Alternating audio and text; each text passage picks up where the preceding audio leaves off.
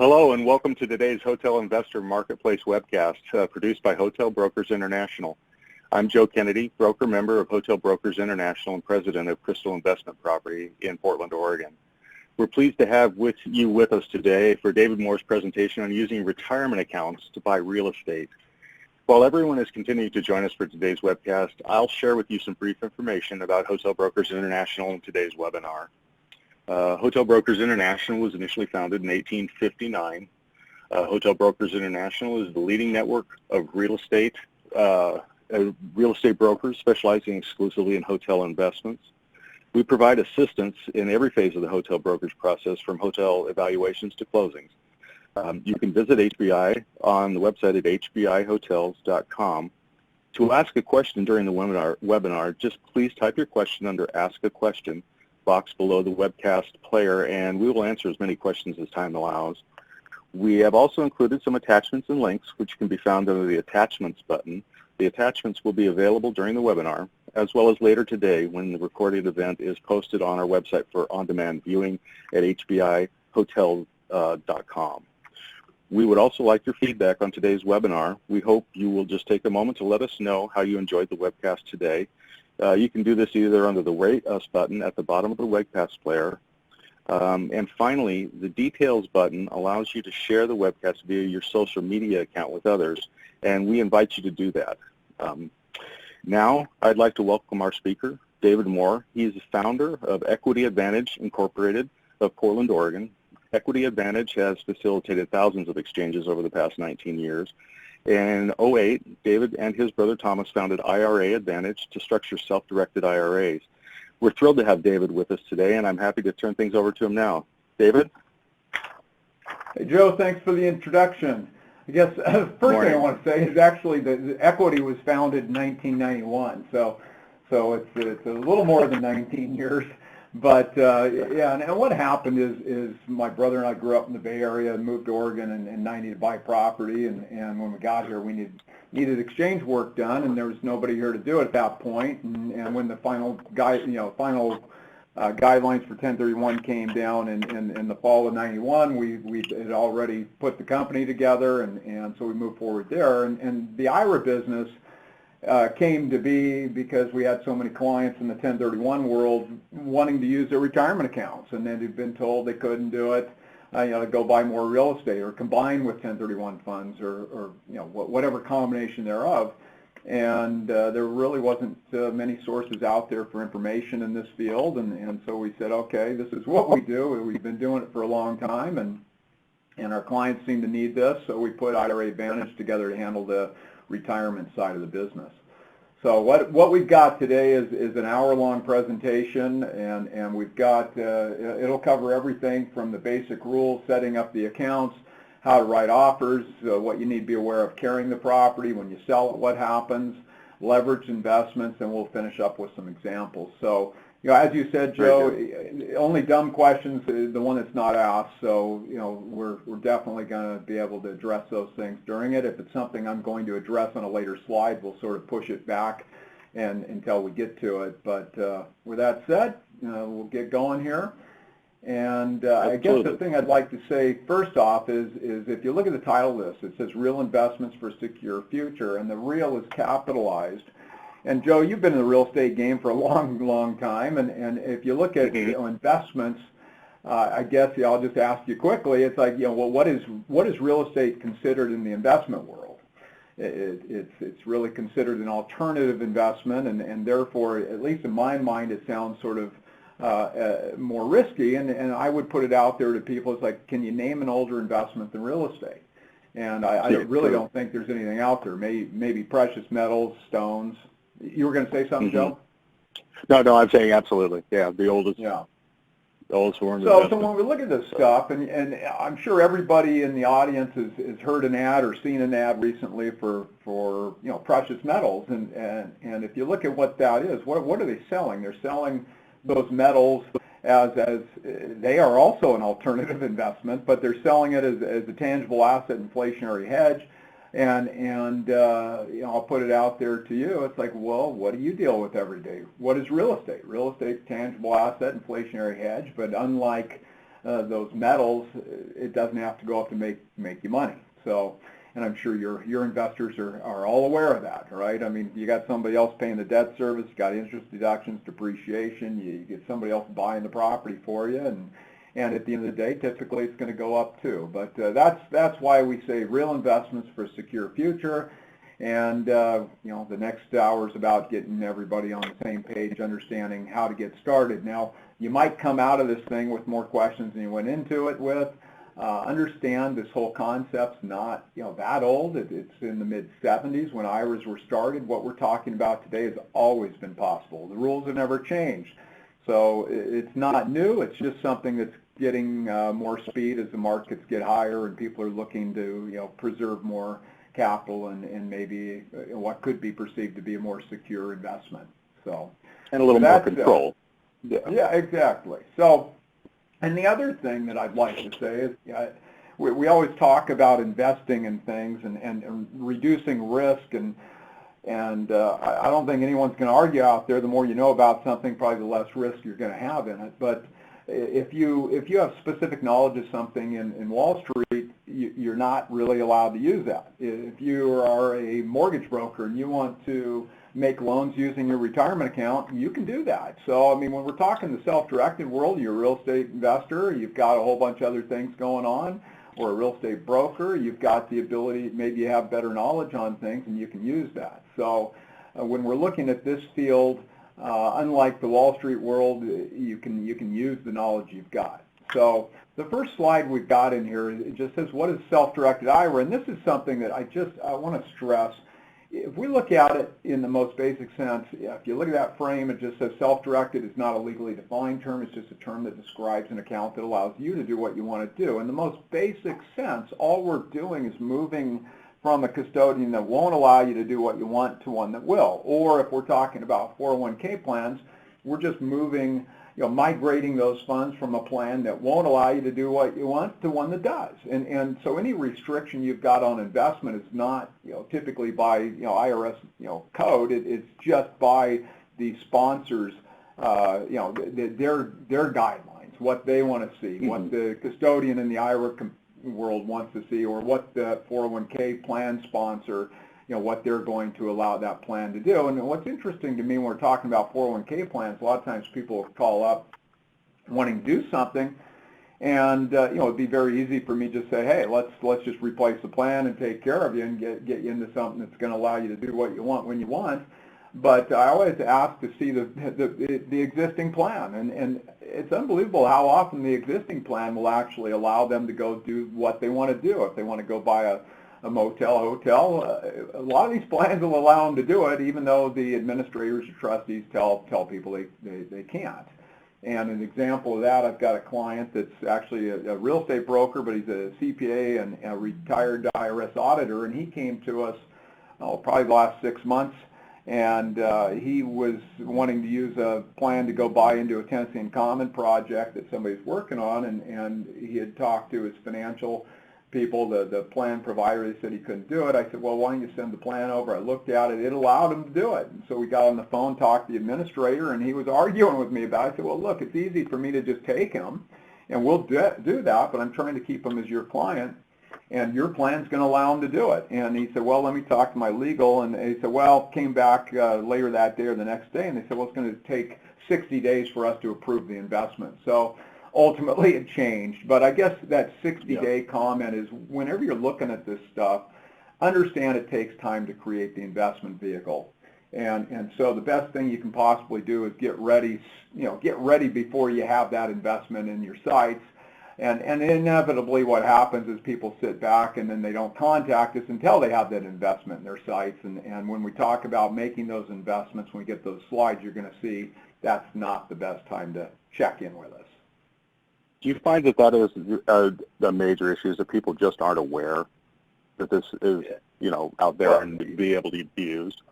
Yeah, there's so little case law out there, and people just are, you're right, they're not aware of what they can and can't do. And most, if you look at IRA, we do a lot of video segments on things, and I think one of the videos we did was the question that one of our people brought up to us, like, well, what's an IRA expert? And I think most people consider IRA experts the financial advisors that are selling the investments.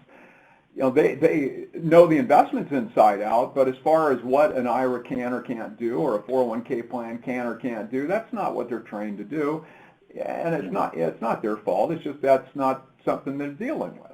I mean, if you're dealing with the real estate transaction, you're probably, you understand the basics of the financing of the stuff, but you don't know everything inside out. So I just think it's one of those deals where it's complicated enough and little enough information out there, and most of the information is provided by investment sponsors. So as far as just freedom of information that's going to allow people to get where they want to go, most of the information is provided by an investment sponsor. It's not provided by somebody that's really trying to give people the tools to get where they want to go. So IRA Advantage, what we really do is just provide an investment vehicle. So if you look at like a 1031 exchange, we've got equity that provides the investment vehicle or the conduit out of what they don't want into what they do want in that world. If you look at retirement accounts, what we're really doing is just creating the investment vehicle. We are not, providing investments. We're not providing investment advice. So you're still going to work with all your people in this world. But this slide talks about back to basics. Really, we talk about when these accounts were started in the mid-'70s, the amount of money that's out there on Wall Street and retirement accounts, it fluctuates a lot. But if you look at, my sources talk about, any investment advisor is going to talk about diversification, and what I understand is about 2% of qualified money's in real estate. So 2% doesn't really sound like too much diversification, and most of that's probably in REITs. But if you look at the opportunities that a self-directed account is going to allow you, it allows you to further diversify. And it's not an all or nothing situation. You don't have to move all your money. And in fact, I would argue you shouldn't, because once again, it's about diversification. And if you shove everything into one account, then there's vulnerability to, let's say, a prohibited transaction, where if you keep those accounts segregated, then you've always got isolated accounts and funds, and what you're doing in the self-directed world. If you look at Wall Street, I mean, it's hard to do the wrong thing. You can definitely pick a bad investment and lose everything, but really, if you're working through Wall Street offerings, it's virtually impossible to commit a prohibited transaction. We're looking in the real estate world, or the self-directed IRA world, or 401k world, depending on the type of investment vehicle. We're talking about checkbook IRA or solo 401k. There's really no safety net. I mean, if you want to screw it up, you can screw it up, and the cost of that screw up is huge in an IRA. Not so bad on a 401k, but with an IRA, if you commit a prohibited transaction, it's a complete distribution of the entire account's balance as of the first day in the year in which that indiscretion happens. So it's really something you want to make sure you do correctly from the very beginning. But if you look at, I'm sure a lot of people online right now have handled exchanges, done exchanges, and anyone that's worked in the 1031 world understands the biggest headache in that space is time. And Joe, you and I were talking before we started today about availability of product these days, and you know better than anyone, it's tough to get things out there right now, and so that timeline is a problem. In the qualified money world, there is no timeline. I mean, you buy and sell what you want, when you want, and there's really no time constraints. You buy something, you sell it, the money goes right back into the account. So it's really a beautiful thing. One of the other things that's great, if you start looking down those bullets, the investments, if you make an investment using a Roth IRA, a traditional account, you've got tax-deferred gain. Or not gain, but tax deferred, that income you're going to pay normal income tax on distributions. So everything's growing pre-tax, and that's a great thing. We're talking about Roth, you've got tax, mine's going to grow tax-free. So if you've got something that's going to be a tremendous opportunity, huge boom in the upside, maybe you consider putting it into a Roth ahead of time. But we'll have people even buy a retirement home using a Roth account, and they can't use that property until they fully distribute it. But to take a distribution, you could buy something at the beach that you paid $500,000 for, now it's worth $1 million, and you take it as a distribution. There's no tax penalty, so it's a wonderful situation. Fantastic. Yeah. So, if you look at the Yeah, next it's two bullets, fantastic. invest in what you know, and then leveraging your IRA, that's one of those things that people don't really understand a lot, that it can be done. So. This slide talks about what common objections are. So when we get these accounts going, a lot of times our clients will talk to one of their professionals, and there's so much misinformation out there. And a lot of the CE that's done for the tax and legal world is actually done by Wall Street in this field. So they don't talk about, they'll mention, well, gee, why would you take a retirement account to go out and buy a piece of real estate? Because you lose that long-term capital gains tax. And that's true, but that's only true if you're looking at pulling money out of your pocket to buy a property, or comparing that to using qualified funds to do it. Nothing you buy with your retirement account is going to get that long-term capital gains tax treatment. So that's really a moot point. The next thing they come up with can't be leveraged. That's totally incorrect. You can leverage any investment using IRA 401k. It's got to be non-recourse debt, and so we've got sources for that. That next bullet talks about RMDs. This is another common objection. What happens if you get to that 70 and a half and you've spent all your money on the real estate, and the real estate's not liquid like Wall Street? So what happens? You've got to take an RMD. How do you do that? And that's one of those things that's looked at as a big objective, but really, from my perspective, it offers a huge opportunity, because you can just take an in-kind distribution, and by taking in-kind distributions, you can accelerate the distributions while minimizing the tax consequence, because you can actually, if you're taking minority interest distributions over a series of years, you can discount those distributions by up to 40%, and then what's the thing truly worth, too? So you've got a valuation situation, and then also the discounting. Fantastic. Lose interest, deductions, and depreciation. That once again is one of those things. It's true if it's a debt-free property, but you wouldn't get those in a debt-free property if you pulled money out of your pocket. Well, you get depreciation, but you wouldn't get the interest deductions. But those things can actually happen in an IRA. I mean, there's situations where even with a Roth IRA, leveraged investments, you pay tax on other, any income or gain attributable to other people's money. So in that situation, it's possible that an IRA would have to do a 1031 exchange. So, we do have a situation where leveraged investments, you will get, your tax people are going to be working harder. They're going to be dealing with something called UBTI, unrelated business taxable income, that's going to be triggered, with some of these things. You would hit that with a leveraged investment. You're going to hit that with a business investment. So making investments, you're fine, but when you're conducting a business with a retirement account, then you're going to be subject to that also. Okay. Could you run us through the exchange real quick on that? That just I made a note on that. Sure. On the 1031 exchange. Yeah. Just a little clarification. Yeah, and actually so if we look at, I can go back to common objections and stuff. So when we're looking at a 1031, I like simple.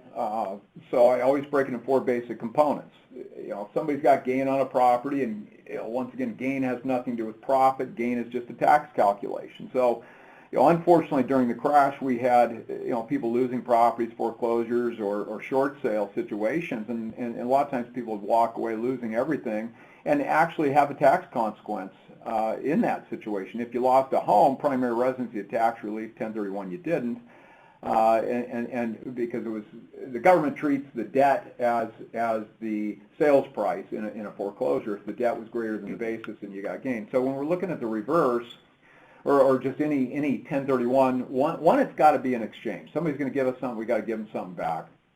2, what's given and received has to be of like kind. Like kind requirement, very broad, and this is one of those things that's a huge misunderstanding. It refers to the nature of the investment rather than the form. So any real property held for investments, like kind with any real properties, your intent to hold for investments. So you can go from a rental house into office buildings, strip malls, the hotel, motel that you got to have, land, a place to beach to retire into. All those things are going to be of like kind. So it has to do with the intent, not actually necessarily what's happened with the property, even during during the time you own it. Okay. 3, you've got to, for total deferral, satisfy what we call the napkin test, says a cross or up in value and equity. Once again, I want to stress it's not all or nothing. Just like in the IRA 401k world, you don't have to move all your money into a self-directed situation, and 1031 doesn't require you move all the money forward. You're just going to pay tax on anything that you receive that's not of like kind in the exchange. And as soon as, and whatever you receive that's not of like kind is called boot. As soon as the boot exceeds the total gain, then you know, there's no benefit to the exchange. And finally, you know, as we said, the biggest issue with 1031 is time. The second biggest is vesting, and you know, once again, Joe, it's probably something you've had to deal with a lot over the years when you're putting groups together for different investments. Yeah. The taxpayer that relinquishes has to receive the replacement. And that can be very problematic because the tax and legal world doesn't see eye to eye with the finance world, and then we've got states that are different, whether it's community property or non-community property states, and we've also got a situation where partnership interests are specifically prohibited from 1031 treatment. So we really have to look at how that thing's owned. When we're looking at the retirement accounts, I've got 2 issues that I look at. So one, what's the person going to buy? And the way it works, we're going to get to a slide that talks about it, but if it's not specifically prohibited, it's therefore allowed. Real estate's not prohibited, therefore it's allowed. So 1, what's the person want to buy? 2, who are they transacting between or for the benefit of? If they're transacting between or for the benefit of a disqualified party, which once again we'll talk about in a few minutes, that's a prohibited transaction. Now you can transact along with a disqualified party, you just can't transact between or for the benefit of one. Okay. So, onward. The perfect end game, what I sort of talk about the perfect end game is this, and when we're looking at distributions, so when you're talking about retirement accounts, you can't get funds out of an account without penalty until you're 59 and a half. After 59 and a half, you can start taking distributions. You're going to pay normal income tax on those distributions, but you can pull stuff out. At 70 and a half, you have to take money out. So you've got the RMD, required minimum distribution. And so the question is, you know, at some point you start saying, gee, I'm less concerned with putting money in, I'm more concerned with getting money out. What's the best way to get money out? And the perfect end game in my mind is, you know, let's say somebody goes out, takes their retirement account, goes out and buys a hotel, and now they're, you know, they've got that thing there. It's been a great investment, but they're saying, hey, gee, you know, I'd like to take this thing out. I'd like to personally own it. And you can't buy from the retirement account, but what we just start doing is taking and distributing interest in that thing. And you can either do a tenancy in common interest in the property, or you could just assign, let's say, that property, that business owned by a limited liability company. You just start doing an assignment of membership interest in that. And so every time you take a distribution, you know, the nice thing about cash distribution is you're receiving cash, and you're going to take a piece of that cash to pay the tax obligation. An in-kind distribution, you're incurring a tax consequence without receiving the cash to pay the tax obligation. But the bright side of it is that, once again, as we've mentioned earlier, the valuation piece and the ability to discount whatever that valuation is by up to 40%. So you can definitely accelerate the distributions while minimizing the tax consequence by taking in-kind distributions. The other benefit or the opportunity you have, think of this, you take a couple distributions, maybe you take it out over just 2 years. So let's say we come to year end in 2018, you take a distribution of part of that motel, you know, let's say a minority interest in it, you take the discount on it. The tax consequence for that's a 2018 tax event, so you're, you know, with your return on in 19, and you take the balance of it in 19. When you take the balance, do a cash out refinance, the refinance money can then take and pay the tax obligation that you just incurred. Now you've got the property that's yours. So I mean that's nice. I think it's a tremendous opportunity. And you know, we twisted it for the hotel motel application there, but think about people, you know, houses at the beach or whatever you want to do. And I have a client that had bought a, you know, we did a bunch of stuff. Well, actually, I'll talk about that when we get the slide later. So, any comment right now, Joe? Oh, not so far. Fascinating. Yeah. Yeah. Okay. So this slide I'm not going to spend much time on. basically, when we're talking about creating IRAs, as we said earlier when we talked about the definition of a self-directed deal, any IRA can be, self-directed, and we're really just moving from one custodian to the next. When we're talking about qualified plans, corporate plans, other plans, really if we're talking a current employer plan and the person's under 59 and a half, we're stuck. We can't get access. Previous employer plans, we can definitely roll them into whatever investment structure we want. Otherwise, you have to wait till you're 59 and a half to get that in-service distribution, get access to that money. So, once again, if you're wanting to use a current employer plan and you're under 59 and a half, you're stuck. And literally, I had a guy pre-crash. He worked for a very large corporation, and that his corporate plan didn't allow him to go to cash, and he just had a feeling we were going to go through that nightmare we went through, the recession, and he found out he couldn't go to cash, and he quit his job. He says, "Look, I can't afford to lose money in this situation." So he quit his job to get access to the funds to get it out of the market. And then, I don't know what he ended up doing, but I've had business owners step away from their business to get access to it and then come back in. Their CFO will talk to them, they get the tax advice, and, they'll literally step away to get access to that stuff. That's some foresight. Yeah, definitely. So if we look at, what can I wish I'd had that foresight. How about you? Yeah, anyway. No kidding. So, actually, it's sort of funny. I was doing a presentation, and it was pre-crash, and we were, looking at things and just going, this is not feeling that great. And I had integrated some stuff on recession investing into the presentation. And it was actually some stuff that my mentor had actually used with his firm in the late 80s, mid-late 80s, and so things just keep coming around. Last night yesterday I gave a presentation, and I had a very successful broker and his wife that he's been in the investment biz for 50 some odd years now, and he's got over 5,000 units in Sacramento, and he was like, "Hey, I've been through the whole cycle 3 times now. I try to be smarter each time, but I keep getting kicked in the head, right?" So anyway. Right. But move to California can accelerate that. So. Well, exactly, and he's a very smart guy and very successful. But it's like I always tell people, I'm always happy to learn. I get tired of being taught things. So possible investments. When we look at this stuff, as I said earlier, it's really not a question of buying these things because there's so few restrictions. If we look at an IRA, the only things IRAs cannot buy are collectibles, life insurance contracts, or stop and sub S corp. A 401k plan can literally buy anything other than collectibles. So very, very rarely is the investment going to be a problem. What typically causes the problems is transactions between or for the benefit of a disqualified party. If you look at the bold on this slide, excuse me, it just says any purchase simply must be for investment purpose. And that's the bottom line. You can't go out and buy something that you're going to use, so on and so forth. So when we're looking at the context of today's presentation, it's real estate. And so when we look at what kind of real estate qualifies, rental house, wood, apartment buildings, office buildings, retail centers, land, hotels, motels, any real property to be held for investment. A future retirement home could even qualify. What doesn't qualify? Primary residence, second home for a disqualified party, or an office building to be used by a disqualified party. So unfortunately, we have a lot of people that will call up. Well, fortunately they call, but unfortunately I have to tell them they can't.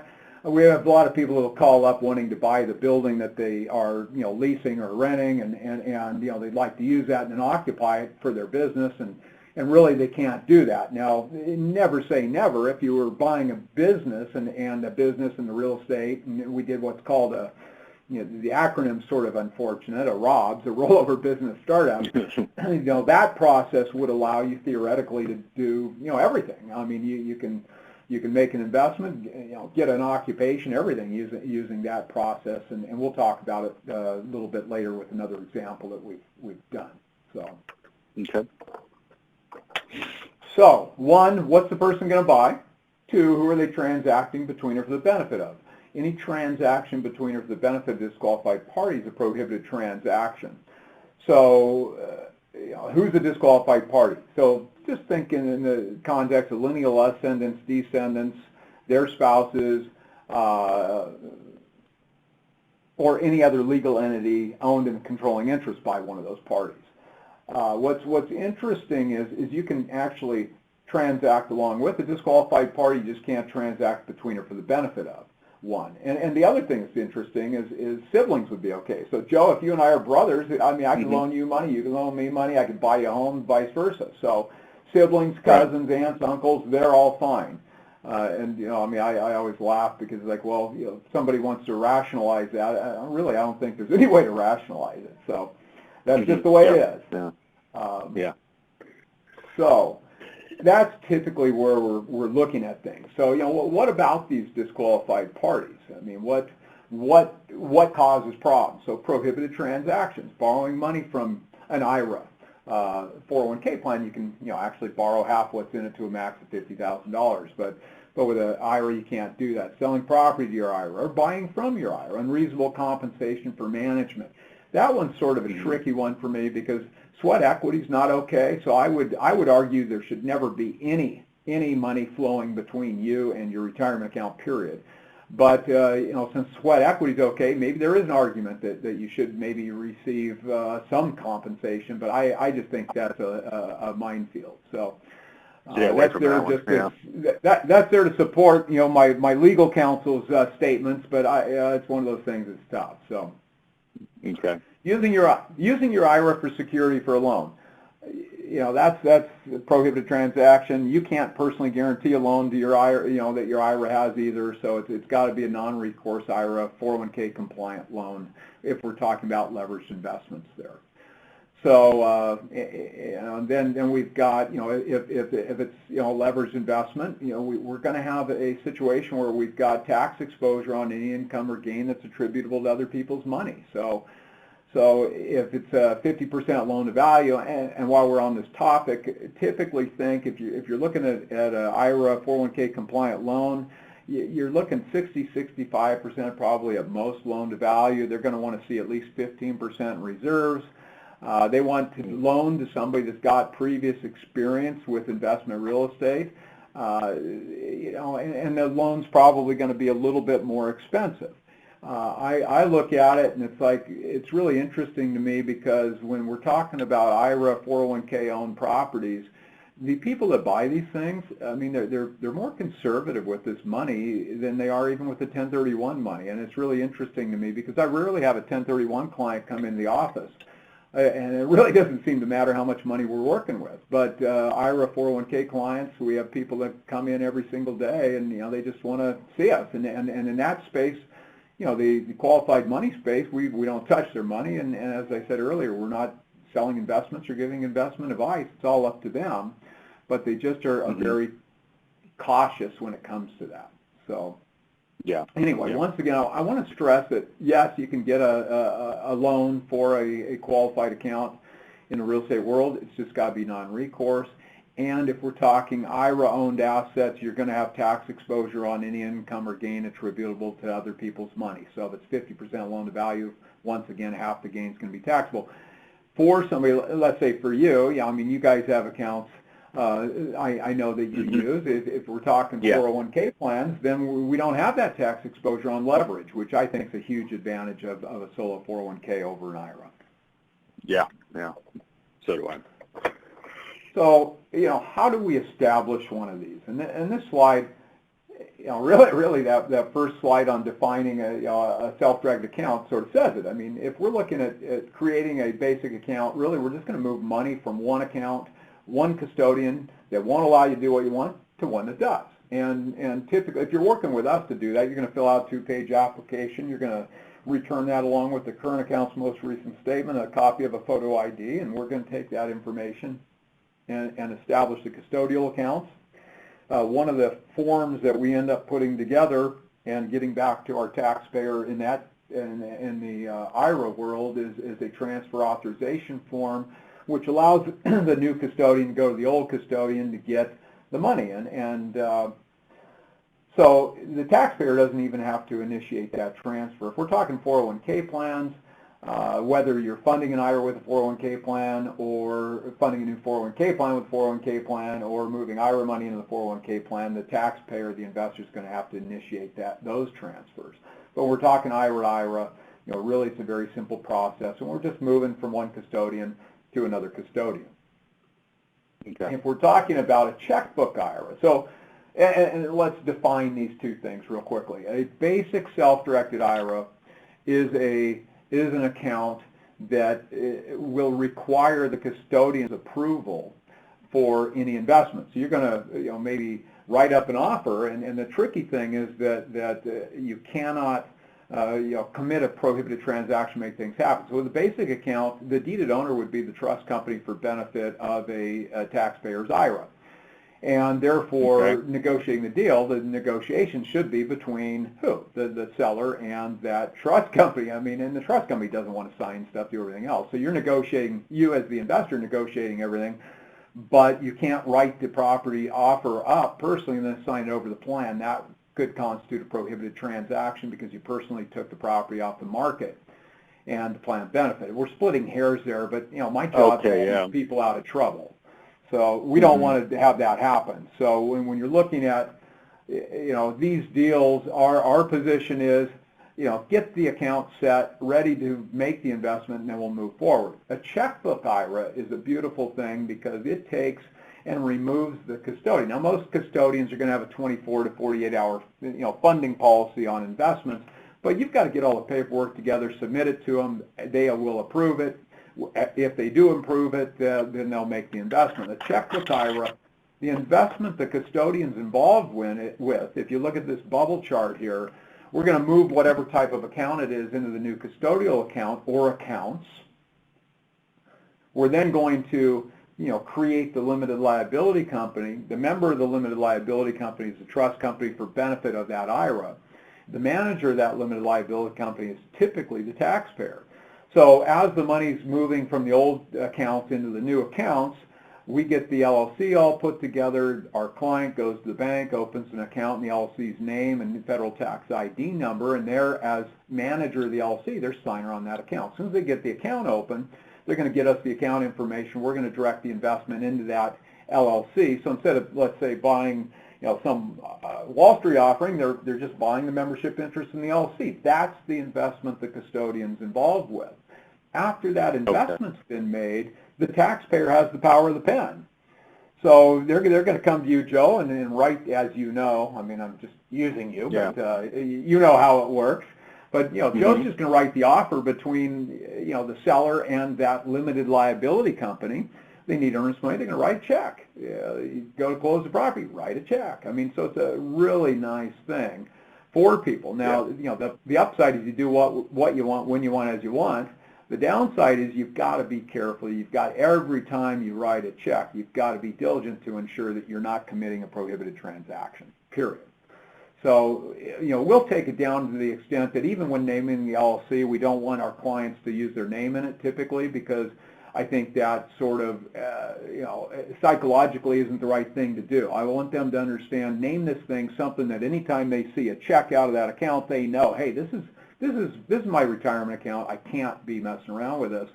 And I'm also going to discourage them from putting IRA or 401k plan in there. And you might think, well, gee, it seems like that would put people on nose better. And the reason I discourage using that part, those things in your name, is because when you go to the bank to open the checking account, as soon as they see IRA, they want to send you off their trust department, which you have nothing to do with. You're just opening an account in the LLC's name and EIN. If we do a solo 401k plan, we're just going to have you open an account in the plan's name and federal tax ID number, that EIN. So when we do a solo 401k, the taxpayer is actually the trustee of the plan, therefore signer on that bank account.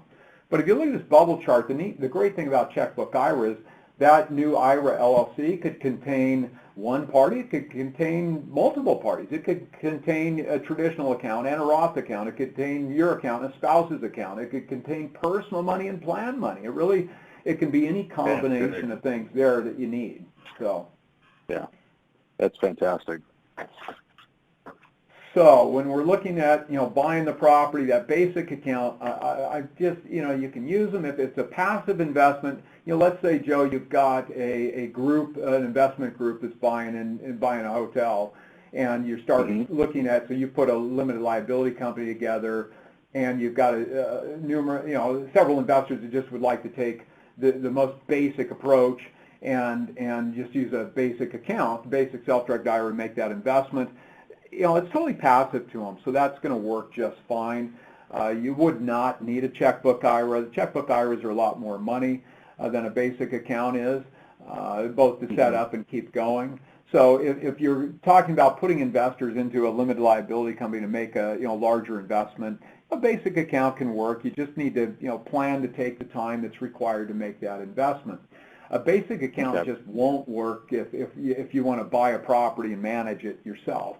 And so, once again, with management, we're really going to discourage anything beyond the administrative functions of management. But buying the property with a basic self-directed IRA, you really, as I said earlier, you're writing an offer between the seller and the trust company and earnest money. Where does that come from? How much time do you need? So on and so forth. So it can be cumbersome. But a checkbook IRA, you're going to get rid of a lot of those issues. You're just going to write the offer between the seller and the LLC. You don't have to go to the custodian and ask their cooperation or anything else. They're going to be all set to go. I guess one other comment I do have is establishing, comes back to my first comments, get ready to do these things, be ready to make the investment, have the structure, the investment vehicle ready before you go start shopping, because inevitably what happens, somebody will say, gee, you might be listening to this right now and be excited, hey, I didn't know this was possible, great, I want to go out and buy this hotel. So you go out and find it and you tie it up, and as I said earlier, if you personally tie it up and assign it over your plan, that's that's prohibited transaction. So in that situation, talk to your brother, sister, somebody that's not a disqualified party, have them write it up and take care of it if you're that excited. Otherwise, let's get the account set and then make the offer so we don't have that potential prohibited transaction. All right. And just to be safe, to give you guys a call first. Yeah, I mean, it's just, hey. I mean, it always makes me feel better. Yeah. Exactly. Ask the questions. It's always a good idea, and that's really why we're here. Okay. So with the checkbook IRA, we just need to look at it and understand what's going in. You don't have to get the custodian's cooperation on this thing. You're just going to go out and buy it. So most purchase sale agreements have some type of financial cooperation provision in their contingency, but they're not IRA 401k specific. So I would go forward and say, gee, if we're making an offer, we want to, one, make sure we've got the right entity making that offer. Two, if there's going to be a loan, we need to make sure that there's a contingency on there stating that it's subject to that an investor getting that IRA compliant non-recourse loan. And then make sure you've got the timelines there to make those things happen. But anyway, that's checkbook IRAs to really give you a lot of flexibility. What was that, Joe? And you're saying that I'm just saying that it's better to start talking and discussing this sooner than later. That's, I mean, basically what we're getting down to. It's to be prepared before you go in, because that contingency, the financial contingency, could take a little longer. It could be a little more complicated. Definitely. Well, think about the number of transactions you personally have been involved with through the years on the 1031 side, where people ask me all the time, well, when do I want somebody to think about an exchange? And I tell them, when you're buying the property. Right. And why is that? I said, well, you're not going to own it forever typically, and if you've got partners in the property, it's critical that you own it in a manner that's going to allow, 5 years from now, if you and I go buy something together, 5 years from now, are we going to want the same thing? Maybe, maybe not. But if we don't want the same thing, we've got to structure the ownership differently than if we plan to go forward indefinitely. But when we're looking at a good exit strategy.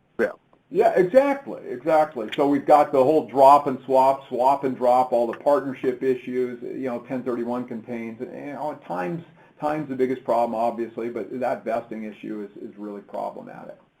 And I'm going to say the same thing about, the retirement accounts. How are we, what are you really wanting to do?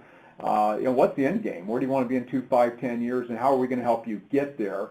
And we're just, one person on the investment team, and I'm going to say, hey, Joe, you're in that thing. Good, competent tax and legal people, pay people that understand this stuff. You don't want to be, paying somebody to learn on your behalf. So anyway, keep that in mind when you're doing anything. So one last comment on like checkbook IRA application versus a basic. If you're going to buy and manage something, think about that classic Christmas Eve call that a pipe broke and you need to pay the plumber, right? So if you have a basic account, remember that the deeded owner of that thing is this trust company for benefit of that IRA. And are they going to just wire funds to a plumber, or are they going to write a check? The plumber probably wants to be paid. Well, you can't personally pay that plumber because that would be a prohibited transaction. You have to use the account to take care of it. Maybe your tenant does it. My experience is the tenant probably isn't going to pay. They don't want to. Yeah. So, just once again, you've got to look at it and understand, what you're wanting to buy, what the management level is of that asset. And the other thing is immediacy of investment. So if you want to go out and buy an REO property, bank-owned property, you got to have good funds. Well, a basic account's not going to give you that, where a checkbook IRA or a solo 401k will. Okay. So for somebody that's self-employed with no employees, I absolutely love the solo 401k over an IRA.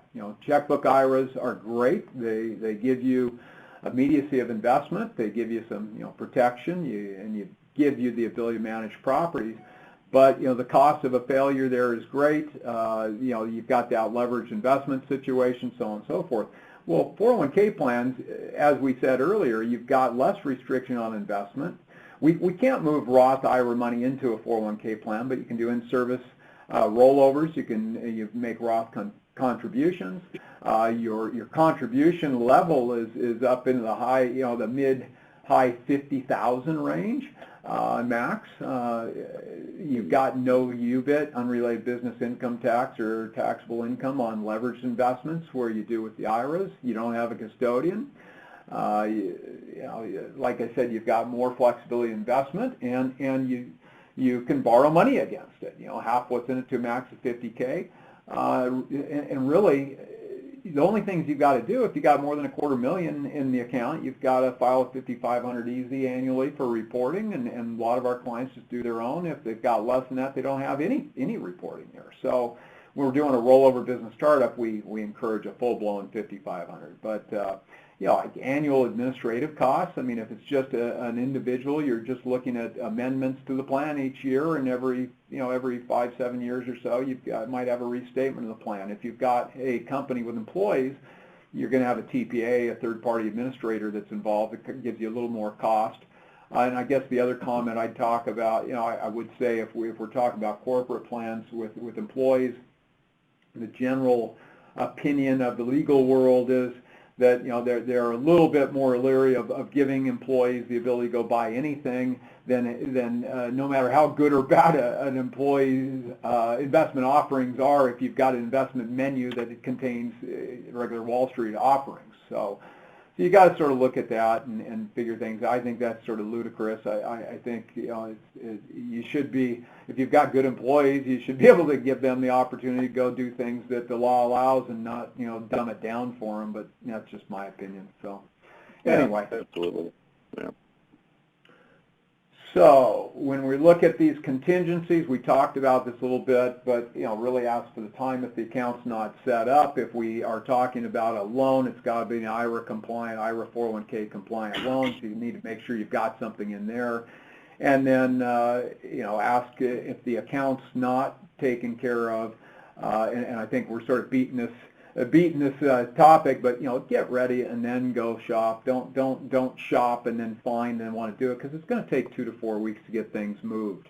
And you might think, well, why does it take so long? It just takes time to move the money, get the paperwork taken care of, and everything else. So really, it's a tough deal, as I said earlier, because with the market doing what it's doing, I mean, it's hard for people to decide when the right time to get out of that market is with the amount they want to use. So, All right. Yeah.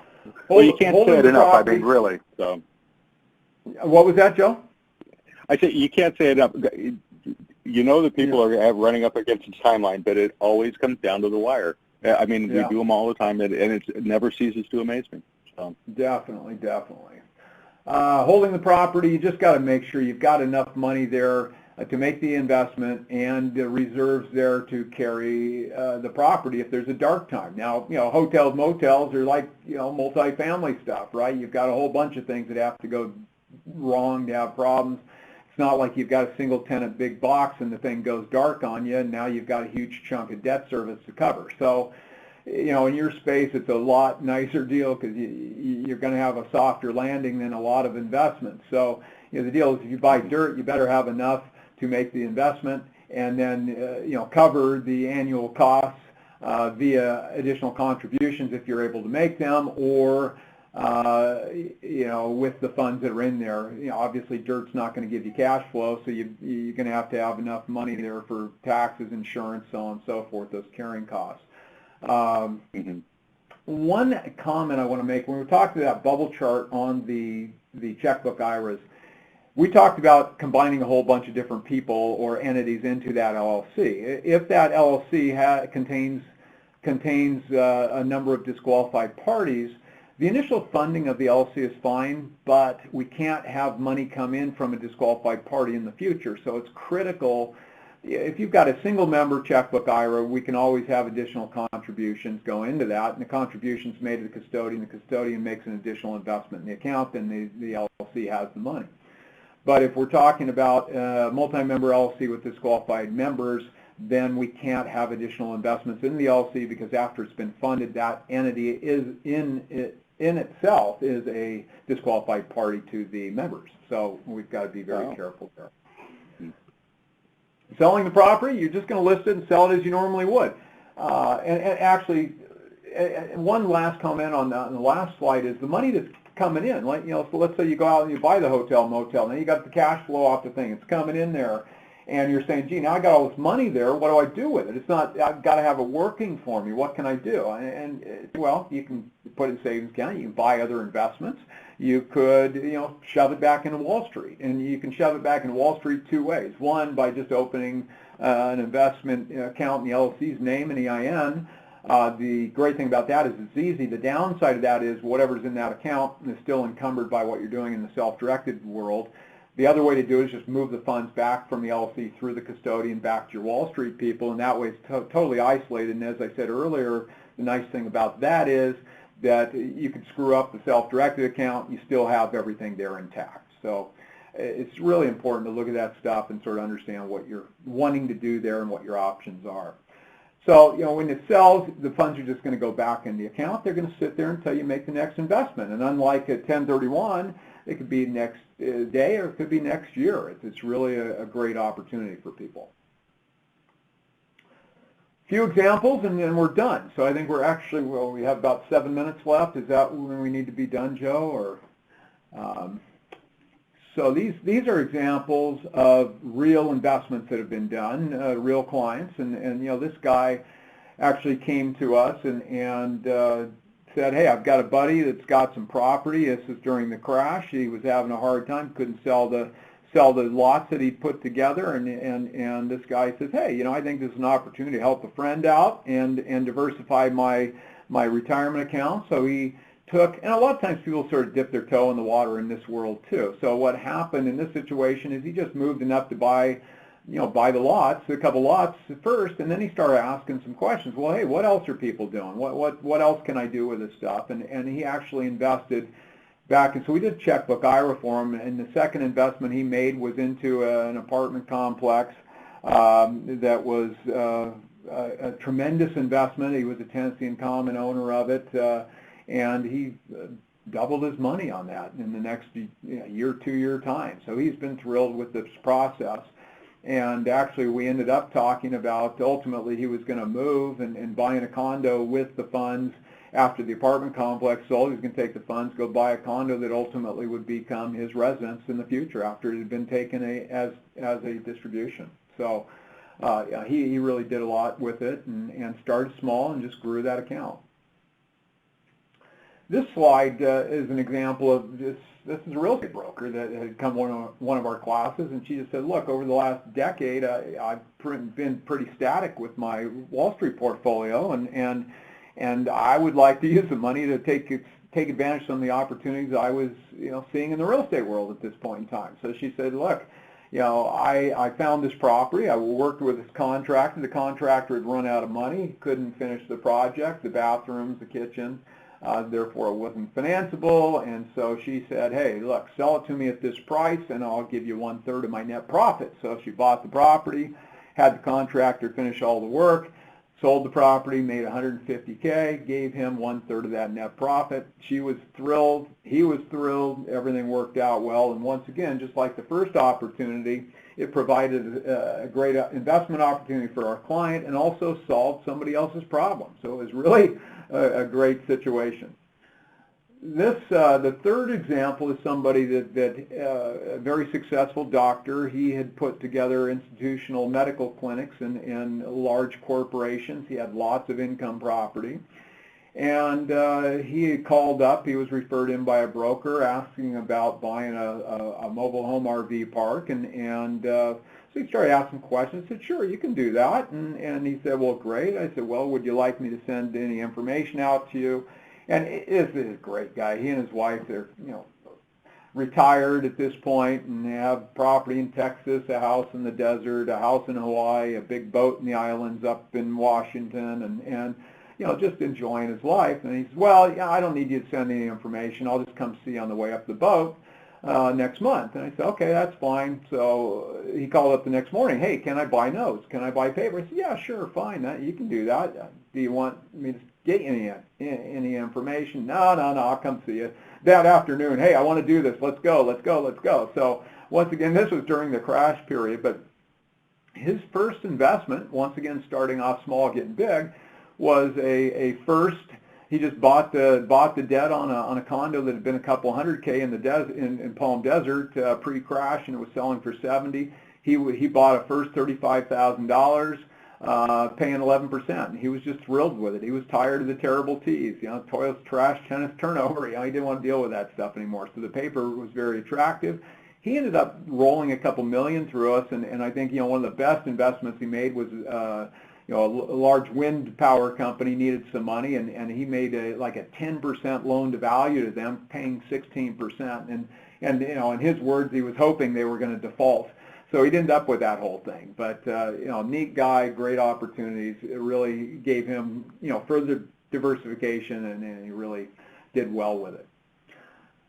This slide talks about two different things. So once again, when we're talking about this, Joe, and you made a comment earlier about expertise and this stuff, and so you've got when we're talking tax law, so often there's so little black and white. It's lots of gray, and rarely is the question whether we can or can't do something. It's how we're going to get somebody there. So in this case, this is a person that was in Bend, Oregon, and land. During that crash, literally, dirt was dirt cheap, right? So he said, look, I want to take and use my retirement account to buy this land. I don't know when, but at some point I'd like to develop it. I don't want to pay the banks for the next 5 years for the carrying cost of this stuff. I'd be much happier using my retirement accounts to do that. But I want to build on it. And if you look at the prohibited transaction, disqualified party rules, he's clearly a disqualified party to his retirement account. So how do we get? So we created a checkbook IRA that would be the land bank entity, but how do we get him the ability to build later? And so what we do is we created a second limited liability company.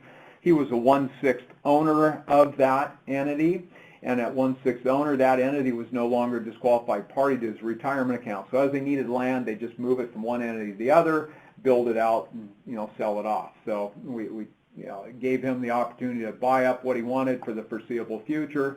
He had a nice reserve of land to build out, and using his retirement account, he had something. He was investing in something that he knew.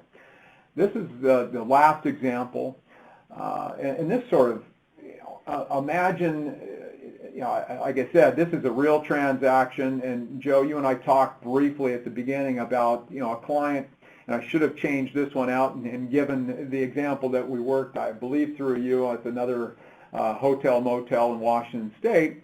But in this situation, a husband and wife came to us and they said, look, we've got, each of us have IRAs. We'd like to take the money, go buy this mobile home RV park.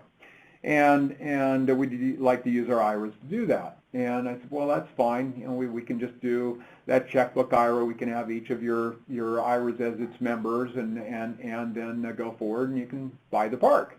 Well, did we mention that we'd like to manage the property? So we'd like to be the professional managers. We'd also like to be the on-site manager living there. No, you didn't mention that. And no, you can't do that. An IRA is not going to allow you to do that type of thing. But don't fret. We've got a solution. So the solution was a rollover business startup. So what we did with that is we moved each of their IRAs into a new 401k plan. We created a new C corporation. And the C Corp buys the corp, or the plan buys the corp. The corp then bought the park and employed them as the on-site managers. So they got an investment, they got a home, and they got a job, all with that process, which I think is a pretty amazing situation for somebody. The last slide in here just sort of summarizes everything, and really it just, the main idea is this stuff can get complicated. Plan ahead, takes 2 to 4 weeks to put the thing together. Get it ready before you move forward. You can purchase all types of property with an IRA, SEP IRA, Roth IRA, solo 401k plan. You can purchase with family members and friends, cannot purchase from or for them. An IRA cannot sell to you or any other disqualified party. You can use an IRA to buy a property with a mortgage.